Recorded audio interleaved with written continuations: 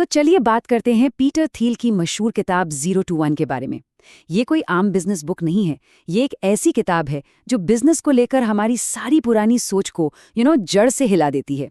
सोचिए जरा, क्या हो अगर कंपटीशन यानी कि प्रतिस्पर्धा असल में लूजर्स के लिए हो? सुनने में अजीब लगता है ना? ये सवाल थोड़ा चुभने वाला है क्योंकि ये उस एक आइडिया पर सीधा हमला करता है जिस पर बिजनेस की पूरी दुनिया टिकी हुई है। तो ये किताब जो है, ये पारंपरिक बिजनेस की सोच को सीधी चुनौती देती है। लेकिन इस आइडिया के पीछे हैं कौन? चलिए पहले इसके लेखक को जानते हैं। पीटर थील ये सिलिकॉन वैली के कह सकते हैं एक लेजेंड है। पेपाल के को-फाउंडर, फेसबुक के पहले बाहरी इन्वेस्टर और तो और एयरबीएनबी, स्पेसएक्स जैसी कंपनियों को इन्होंने ही सपोर्ट किया था। लेकिन देखिए, इनकी असली पहचान इनके पोर्टफोलियो से नहीं है। जो बात इन्हें सबसे अलग बनाती है वो है इनका सोचने का तरीका। वो एक सच्चे कॉन्ट्रेरियन हैं, मतलब जो दुनिया सोचती है वो उससे ठीक उल्टा सोचते हैं। और उनका पसंदीदा सवाल ये है, वो कौन सा ज़रूरी सच है जिस पर बहुत कम लोग आपके साथ सहमत होंगे। ये सवाल असल में इस पूरी किताब का डीएनए है। ये हमें मजबूर करता है कि हम भीड़ से अलग कुछ नया सोचें। अच्छा, तो अब सीधे इस किताब के मेन आइडिया पर आते हैं। वो आइडिया जिसने इस किताब को इसका नाम दिया, 0 to 1। देखिए, थील कहते हैं कि तरक्की यानी प्रोग्रेस 2 तरह की होती है। पहली है 1 से n तक जाना, जिसे वो हॉरिजॉन्टल प्रोग्रेस कहते हैं। इसका सीधा सा मतलब है जो चीज़ पहले से है उसी की नकल करना। जैसे एक कॉफ़ी शॉप है तो एक और खोल दी। पर दूसरी तरह की प्रोग्रेस है 0 से 1 तक जाना। यह है वर्टिकल प्रोग्रेस, मतलब कुछ ऐसा बनाना जो पहले कभी था ही नहीं। जरा सोचिए, जब दुनिया में कोई टाइपराइटर नहीं था तब पहला टाइपराइटर बनाना, वो था 0 to 1। और असली जादू यही होता है। जो कंपनियां सच में दुनिया बदलती हैं, वो बस एक और कंपनी नहीं बनाती, वो एक पूरी की पूरी नई कैटेगरी, एक नया मार्केट बना देती हैं।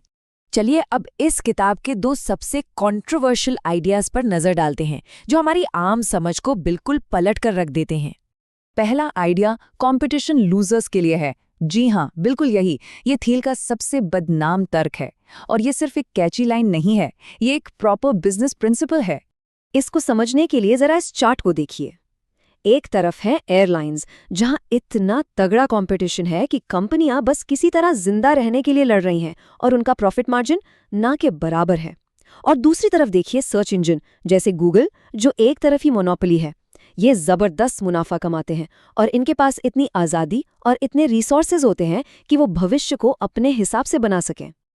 अब एक बात साफ कर दें, थील यहाँ किसी गलत तरह की मोनोपोली की बात नहीं कर रहे हैं। वो बात करते हैं क्रिएटिव मोनोपोली की। मतलब एक ऐसी कंपनी बनाना जो इतनी यूनिक, इतनी वैल्यूएबल हो कि कोई दूसरा उसके आसपास भी न फटक सके। और यही सवाल हमें दूसरे बड़े आइडिया की तरफ ले जाता है। तो वो कौन सी कीमती कंपनी है जिसे आज कोई भी नहीं बना रहा है?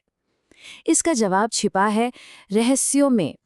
थील कहते हैं कि हर बड़ी कंपनी एक सीक्रेट पर बनी होती है, मतलब दुनिया के बारे में एक ऐसा सच जिस पर कोई यकीन नहीं करता। सोचिए, एयरबीएनबी का सीक्रेट क्या था? यही कि लोग किसी अजनबी के घर में सोने के लिए तैयार हो जाएंगे। या ऊबर का कि बिना लाइसेंस वाली टैक्सियों का एक पूरा नेटवर्क बस बनने का इंतजार कर रहा है। या पेपाल कि लोग इंटरनेट पर अपने पैसे के साथ भरोसा करेंगे। उस जमाने में ये सारे आइडियाज मजाक लगते थे। और यही तो पॉइंट है, अगर मौका सबको साफ साफ दिख रहा है तो समझो वो मौका जा चुका है। तो ठीक है, अब जरा एक बैलेंस्ड नजरिया देखते हैं। इसकी आलोचना क्या है और इससे सीखने वाली मुख्य बातें क्या हैं? देखिए, सच तो ये है कि इस किताब में भी कुछ कमियां हैं। एक तरफ इसकी राइटिंग जबरदस्त है और मोनोपोली और सीक्रेट्स वाले आइडियाज तो वाकई बहुत पावरफुल हैं। लेकिन दूसरी तरफ थील का नजरिया थोड़ा प्रिविलेज्ड लगता है। मतलब उनकी सलाह हर किसी के बिजनेस पर लागू नहीं होती और कभी-कभी ये सब सुनने में कुछ ज्यादा ही आइडियलिस्टिक लगता है।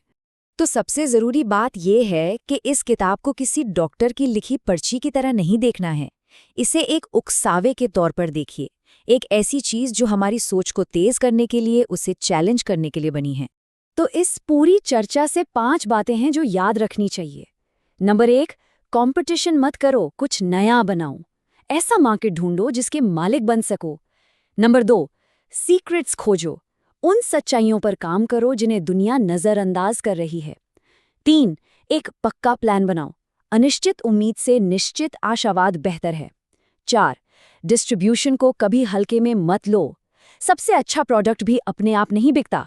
और 5. पावर लॉ की तरह सोचो। इसका मतलब ये है कि आपके कुछ ही आइडियाज बाकी सबसे कहीं ज्यादा कीमती होंगे, तो अपने सबसे दमदार आइडिया पर अपना सब कुछ लगा दो। असल में ये किताब हर उस इंसान के लिए है जो कुछ भी बना रहा हो, चाहे वो कोई एंटरप्रेन्योर हो, स्टूडेंट हो, कोई क्रिएटर हो या इन्वेस्टर। ये हर उस इंसान के लिए है जो सिर्फ लकीर का फकीर नहीं बनना चाहता, बल्कि कुछ नया बनाना चाहता है। और आखिर में ये किताब एक बहुत ज़रूरी सवाल के साथ हमें छोड़ जाती है। शायद इस किताब की सबसे बड़ी देन यही एक सवाल है, क्या हम कुछ नया बना रहे हैं या सिर्फ उसकी नकल कर रहे हैं जो पहले से मौजूद है।